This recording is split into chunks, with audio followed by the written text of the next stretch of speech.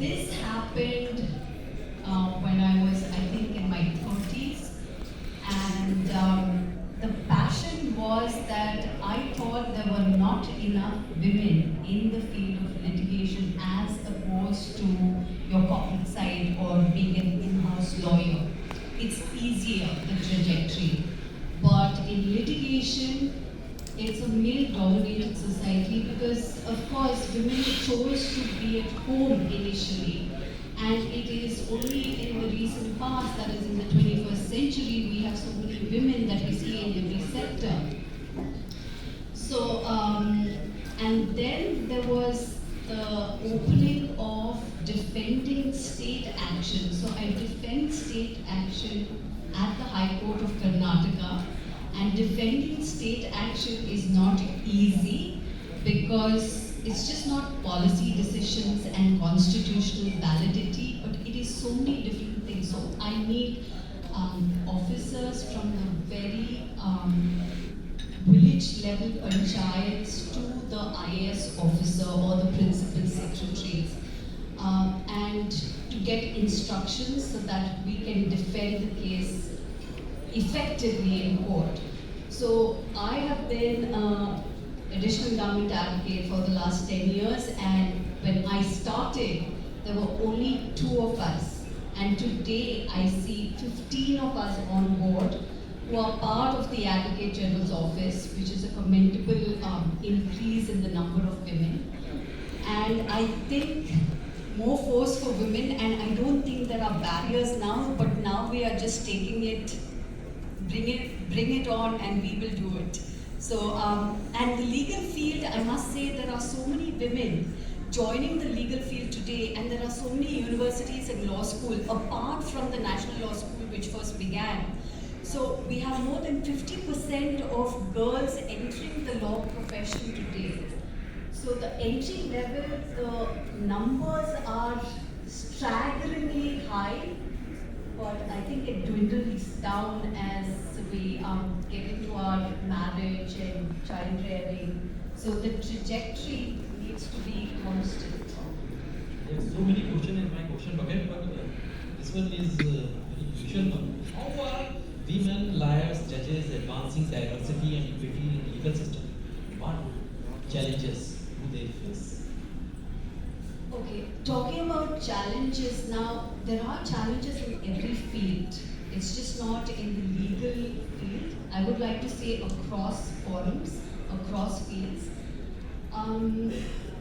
In the judiciary and where the legal bar and bench is concerned, as I mentioned, the number of women dwindles around the age 30 and 40. This dwindling number of women in the legal field or in the profession, I would not only put it for, address it on marriage and child rearing and child care, and women being the primary caregivers, we take the back seat.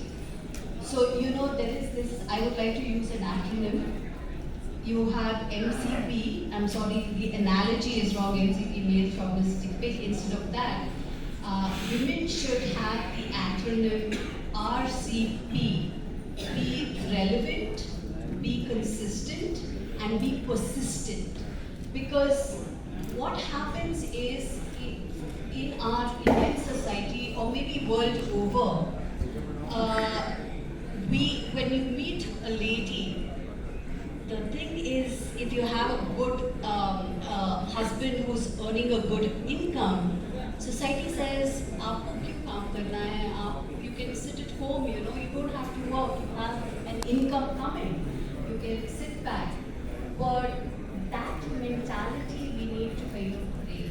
Or if a lady has inherited enough property, they say, "Why do you need to work? You have your inheritance." So my force or emphasis would be that every lady should be not just educated, not just educating a girl child, but making the girl child understand that she needs to be financially independent. Because with financial independence, you get to go ambitions, meet those targets, continue in the trajectory of life. So, in the judiciary now, the barriers is that these stereotyped social kind of sentences or phrases wherein you, as I mentioned, if you're a lady with a husband who's getting a good income, you kind of stereotype and say you need to have to work. Or the kind of statements that men make or the society makes that if a lady is not dressed appropriately, she is inviting trouble. Now all these stereotyping has also, today I think we are living in a 21st century which is really very progressive, and I see a positive way because today there is kind of awareness, there is sensitization. We're talking about sexual harassment openly in every field because we have the POSH Act, that is the Prevention of Sexual Harassment Against Women, where you have to have workshops in any kind of working environment of more than 10 people. There has to be an ICC, there has to be the sensitization and workshops, which we never used to do previously. We never spoke about sexual harassment. But today, both men and women together are speaking about these things. So the barriers are not there as much, but I think the drive and the consciousness and the persistence and being relevant and being financially independent is what we should all look at in changing the mindset of people. This RCP is a very powerful mantra, and I must add P, persistence, and